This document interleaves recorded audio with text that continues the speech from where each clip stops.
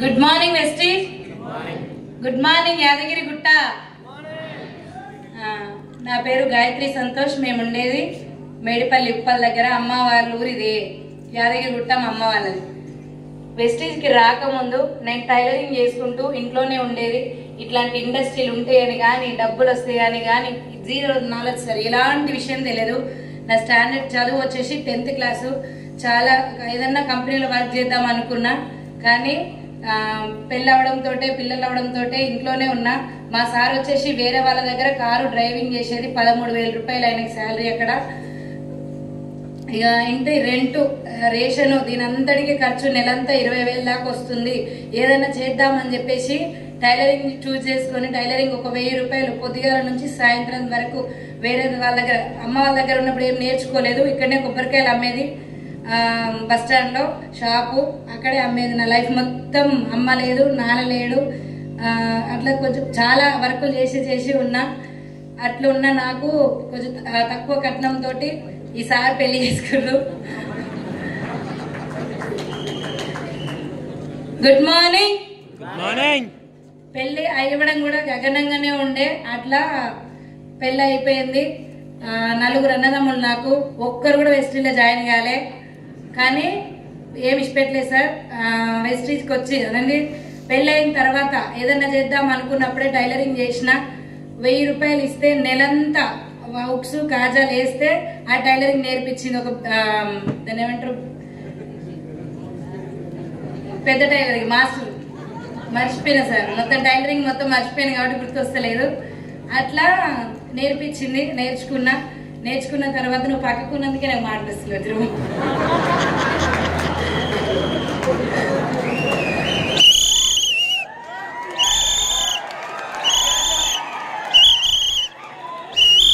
అంటే అన్న మంచి స్పీకర్. నెక్స్ట్ అన్ననే మాట్లాడతాడు, ఎప్పుడు అక్క ఒక్కతే మాట్లాడతాడు. Good morning.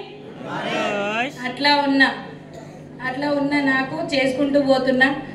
మంచి టైలరింగ్ నేర్చుకున్నా సార్. ఫస్ట్ 1,000 రూపాయలు కాస్త 6 నెలల్లోనే 9,000 ఇచ్చిరు. వర్క్ మంచిగా నేర్చుకుని కుట్టడం ద్వారా 9,000 అయినాక బాబు కడుపులో ఉండడానికి ఇంట్లోనే కుట్టడం స్టార్ట్ చేసిన. ఇంట్లోనే కుడుతున్నా. రెంట్ సంవత్సరానికి ఇంత పెరుగుతుందా లేదా? అట్లా వేయించేసిర్రు. 500 రెంట్ కట్టలేక మా ఇల్లే, మేము అమ్ముకున్న ఇల్లులే 500 రూపాయలు అదే ఇంటికి రెంట్ కట్టలేక వేరే, అంటే సార్కు జాబ్ కొంచెం కష్టమైపోయింది. దాంతో తీసేసిన తర్వాత వేరేది వెతుక్కునే టైంలోనే మాకు చాలా కష్టమై వేరే ఇంట్లో రెంట్ తీసుకుని ఉన్నా. 4,000 రూపాయలు దాని రెంటు. తర్వాత సార్కి వేరే దగ్గర ఎక్కితే 7,000 రూపాయలు. ఆ 7,000 నేను టైలరింగ్ మెల్లమెల్లగా చేసుకుంటూ పోదామనే సార్ ప్రెగ్నెన్సీ వచ్చి చాలా కష్టాలలో నుంచి ఒక 10 రూపాయల పాల ప్యాకెట్కి దేనికైనా ప్రెగ్నెన్సీ టైంలో నీళ్ళ పాల తెలియకుండా ఉన్న టైంలోనే టైలరింగ్ చేద్దాం మళ్ళీ అని ప్రెగ్నెన్సీ ఉండి కూడా నేను టైలరింగ్ చేసి అట్లా కుడుతూ ఉన్నా. అయిపోయిన తర్వాత బాబు పుట్టిన తర్వాత ఇంకా కొంచెం స్పీడప్ చేసి కుడుతూ ఉన్నా. కానీ లైఫ్ ఏం మారతలేదు. ఇట్లా వస్తున్నాయి, ఇట్లా పోతున్నాయి. 1,00,000 రూపాయలు చిట్టేస్తే అది ఎత్తే లోపు 1,00,000 రూపాయలు అప్పు అవుతుంది. మళ్ళీ వేరే వాళ్ళకి ఎవరికైనా నేర్పిద్దాం, అట్లా డబ్బు సంపాదించుకుందాము, లేదా ఫీజు వర్క్ తెచ్చుకునైనా కుడదాము అని చెప్పేసి చేస్తూ ఉన్న టైంలోనే నాకు ఈ గ్రేట్ ప్లాట్ఫామ్ ని my mentor, my Arundhati madam, Satyam sir, my mentor Saidul sir గారు పరిచయం చేశారు. వీళ్ళకి ఒక్కసారి నా కోసం గట్టిగా క్లాస్.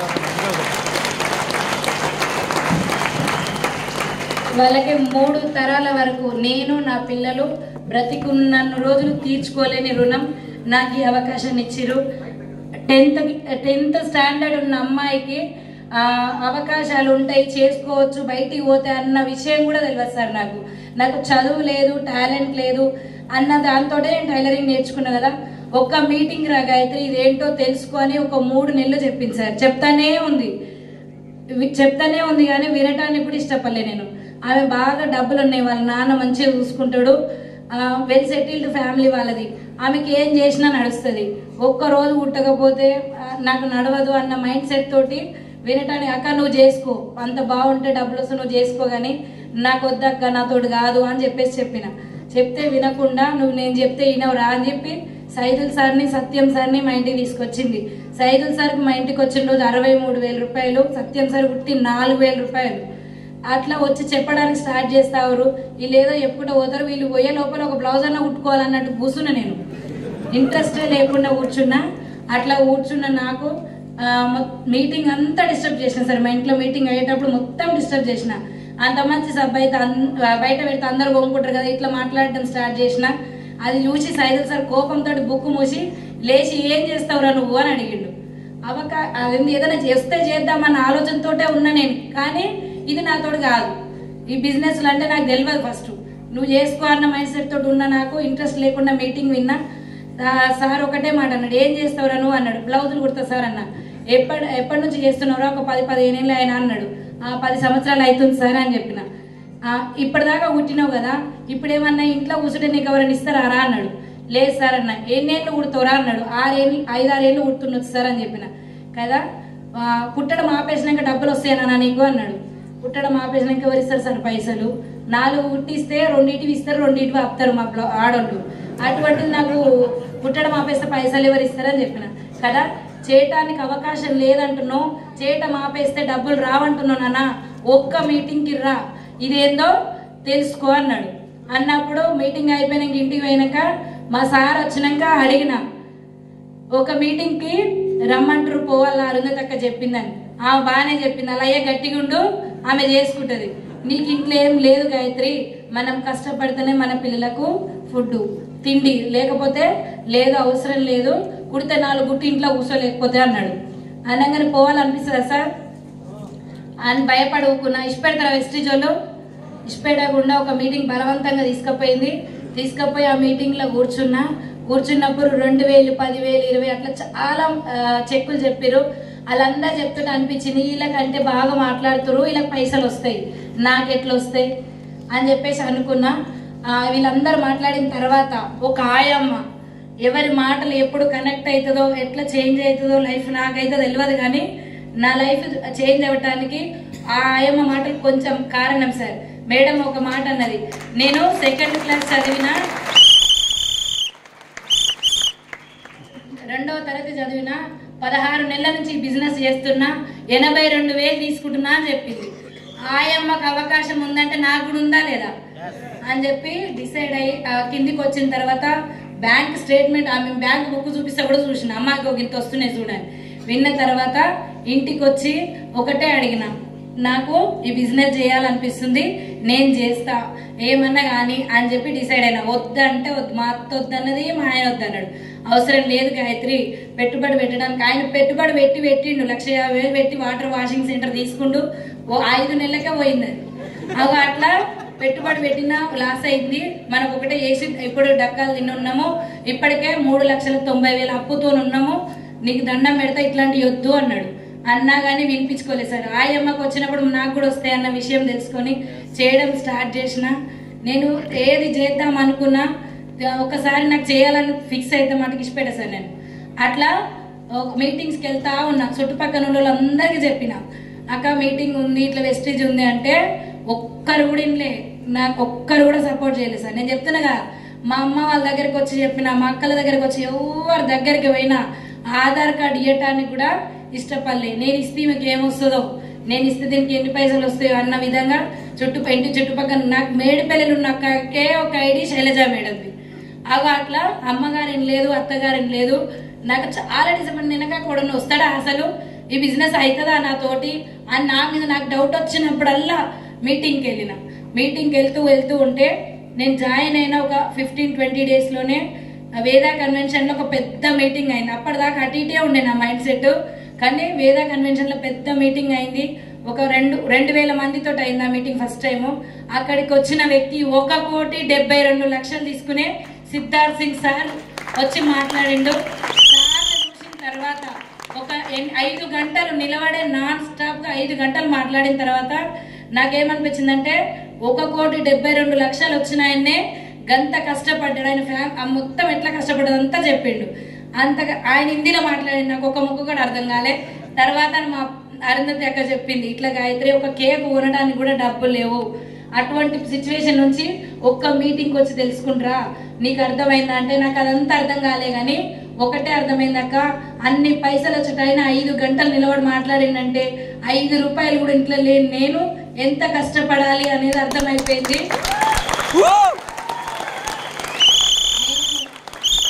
చేసుకుంటా ఈ క్షణం నుంచి నాకు ఇంకా ఎక్కువ అయిపోయింది అక్క అని చెప్పి ఆ మీటింగ్కి 400 టికెట్స్ సార్.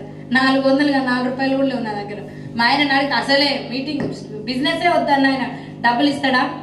అవి అట్లా వద్దంటే వద్దన్నాడు. వేరే అక్క దగ్గరనే అప్పు తీసుకొని పోయినా నేను మీటింగ్కి.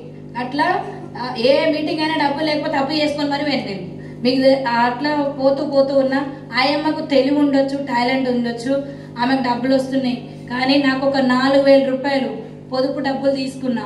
ఆయన జీతం లేట్ అయినా, నేను పుట్టిన డబ్బులు రాకపోయినా నాకు 10 మంది ఇంటి మీద వచ్చి కూర్చుంటారన్న భయం పట్టుకొని 4000 రూపాయలు పొదుపు కట్టడానికి వస్తే చాలు అనుకొని స్టార్ట్ చేసిన నాకు ఫస్ట్ మంత్ 175 రూపాయలు, తర్వాత ఒక 2 నెలలు గట్టిగా చేసుకుంటే 4800, 5400, 10,000, 11, 19, 25, 32, 34, 43,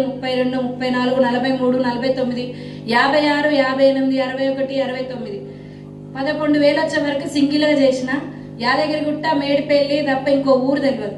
ఈయనను కూసబెట్టుకొని 1 గంట 2 గంటలు చెప్పిన, నువ్వు ఇది పని చేసి మనం ఇదే బిజినెస్ చేసుకుందామని చెప్పడంతో సార్ వచ్చిన తర్వాత, ఆయన వచ్చినాకనే ఒక్క మీటింగ్ 2 మీటింగ్లు సైదులన్న మీటింగ్లో కూర్చోబెట్టిన తర్వాత విన్నాడు, అర్థం చేసుకొని మన బిజినెస్ మనమే చేస్తున్నాం కదరా అని చెప్పేసి నా ఎమ్మట ఆయన రావడంతో 19, 25, 32, 34 అట్లా 56, 58, 61, 69, 75, 95, 1,02, 1,08, 1,32, 1,34, 1,56,000, నా హైయెస్ట్ ఇన్కమ్ 1,69,700.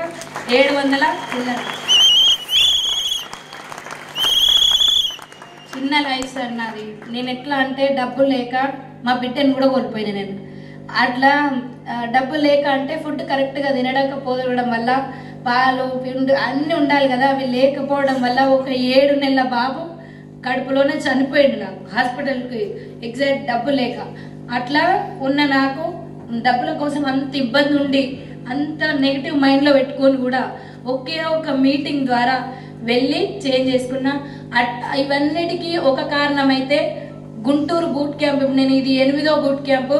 కానీ గుంటూరు బూట్ క్యాంప్కి వెళ్ళినప్పుడు మటుకు ఒక మనిషి గెలవచ్చు, ఎందులోనైనా గెలవచ్చు. ఒక మనిషి భూమి మీదకి వచ్చినప్పుడు ఒక్కరు సాధించినంటే ఎవరైనా సాధించవచ్చు అన్న నమ్మకాన్ని నేను బూట్ క్యాంప్లో నేర్చుకున్నాను. ఇందులో సక్సెస్ అయిన లీడర్స్ మాత్రమే ఉంటారు. 2 రోజులు ఇక్కడ ఉండాలి అని ఒక వ్యక్తికి ఎందుకు చెప్పారో తెలుసా? ఇక్కడ అందరూ కూడా డబ్బు సంపాదించి, ఇక్కడ ఎవరు అప్పుల గురించి మాట్లాడలే, డబ్బు ఎలా సంపాదించాలనే దాని గురించే మాట్లాడతారు. నాకు అదంతా మైండ్. బట్టలు ఎట్లా విండాలి, బాసనలు ఎట్లా తోమాలో తెలుసు, నాకు బట్టలు ఎట్లా కుట్టాలో తెలుసు, ఈ బిజినెస్ ఎట్లా చేయాలో తెలియదు. 24 గంటలు ప్లస్ 24, 48 గంటలు బూట్ క్యాంప్ ఉన్నంత సేపు ఈ బిజినెస్ ఎట్లా చేయాలి, ఎంతమంది డెవలప్ అయ్యారు, ఇది ఎట్లా నేర్చుకోవాలనే దాని గురించే మాట్లాడేసరికి నాకు గుంటూరులో చాలా మంది లీడర్స్ సక్సెస్ అయిన వాళ్ళని చూసి ఇది నా కోసమే వచ్చింది బిజినెస్ నా దగ్గరికి అని చెప్పేసి నాకు గట్టి స్ట్రాంగ్ బిలీఫ్ అప్పుడే వచ్చింది. అక్కడి నుంచి 1,69,000 తీసుకుంటున్నా కదా, 4 లక్షల అప్పు మొత్తం క్లియర్ చేసుకున్నా.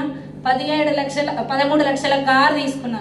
కార్ అనేది నా జీవితంలో లేదు సార్. 4,000 రూపాయలు ఇంటి రెంటు, 500 రూపాయలు ఇంటి రెంటు 3 నెలలు కట్టలేదని సొంతం మా ఆయన వాళ్ళ మేన బావనే కాల్ చేయరా ఇక నువ్వు అన్నాడు.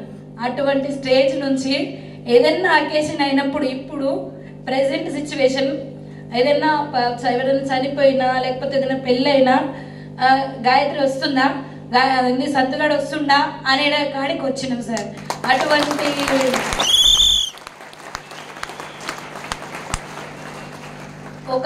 వాళ్ళు వస్తే ఫుడ్ ఇదైతుంది అనుకునే వాళ్ళు కాస్త వస్తుర్రా అనే కాడికి రావాలంటే మేమేం చేయలేదు సార్. మా అప్లయన్స్ ఈ సక్సెస్ రావడానికి main reason Arundhati madam, Satyam sir, my mentor Saidul sir గారు. నేను ఎందుకు రుణపడి ఉంటా అన్నది ఒక్కసారి అర్థమైందా? నాకు ఎవరన్నా 10,000 ఇస్తారా సార్? బయట ఎవరైనా 10th స్టాండర్డ్ ఉన్న వాళ్ళకి 10,000-15,000 వచ్చుడే గగనం.